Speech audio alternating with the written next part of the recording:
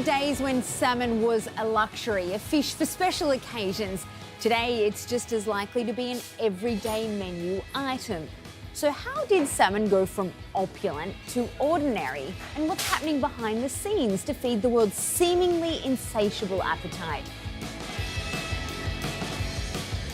The growth of the industry is dizzying. We now consume 3 times more salmon than in the 80s, and it's here in Norway where more than half of the Atlantic salmon is produced, the country's second source of wealth after petrol. Welcome to Marine Harvest, the world's salmon empire, #1 supplier of Atlantic salmon. 381,000 tonnes each year. Turnover €3.6 billion in 2016.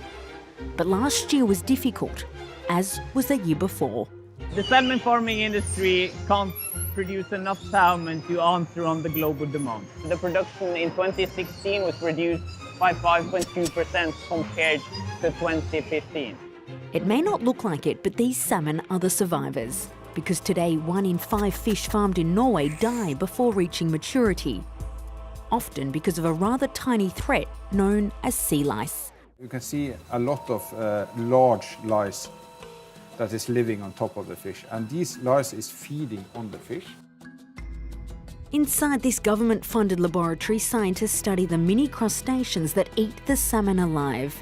While they've always existed in nature, extensive farming has led to a surge, and now the wild salmon are also suffering. The rule is that the more host you have for a parasite, the more parasites there might be. Since you have more than 300 million fish in the coast, then you get a huge production of lice that can infest wild fish. We consider the farms the responsible partner for the situation on wild fish. Fish farming only began in Norway in the 60s, but quickly exploded. Today, Marine Harvest takes us to one of the largest farms in the world, hosting nearly 3 million salmon. This morning, the team are counting the sea lice. The legal limit is 0.5 per fish. Previously, the industry used chemicals as the main weapon, but the sea lice became resistant, heralding a shift to a more natural technique known as cleaner fish. This is a species called wrasse. So this is a cleaner fish that actually eat the sea lice off the salmon.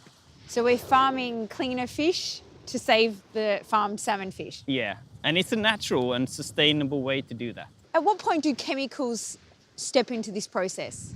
When we see that the cleaner fish is not enough, when the sea lice levels gets too high anyway, then we need to intervene. We see that the use of chemicals and medicine against sea lice in Norway has decreased rapidly the last 2 to 3 years. This researcher remains unimpressed. He shows us public data revealing the quantity of chemicals bought by the industry to tackle the problem.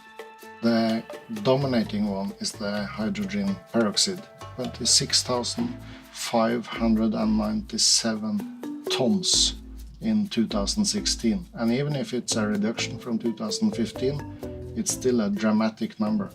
If they use it as a last resort, then they are really desperate, because as you can see, the numbers are quite dramatic.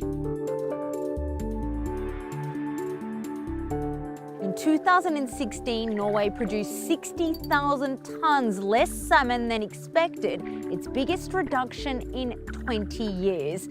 Yet, as supply goes down, the price jumps, so the industry is surviving. Still, the government is taking no risks. It wants to multiply production 5-fold by 2050, and it's launched a national program instructing producers to find a foolproof solution to the sea lice crisis, prompting a race for radical ideas.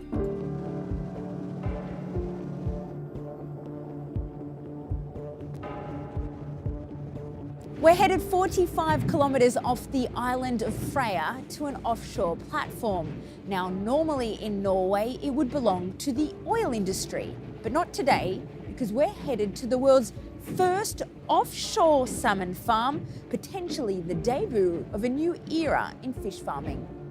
Built in China, this 68-metre-high structure has just welcomed 1 million salmon. In these cold, deep waters, sea lice have less chance of survival. But it also offers the opportunity to produce more, much more.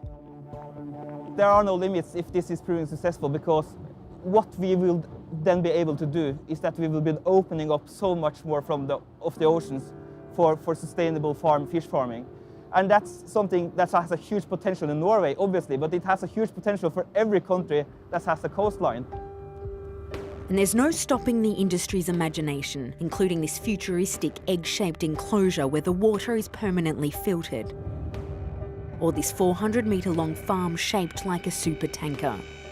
These super-sized projects also have to avoid another potential risk, the escape of thousands or millions of farmed fish who could then go on to breed with their wild cousins. While the parasite might be the industry's most expensive problem, it is also an ecological one. Because if the sea lice factories created by farming continue to impact wild populations, it begs the question of whether the growing demand for salmon is something our society can sustain.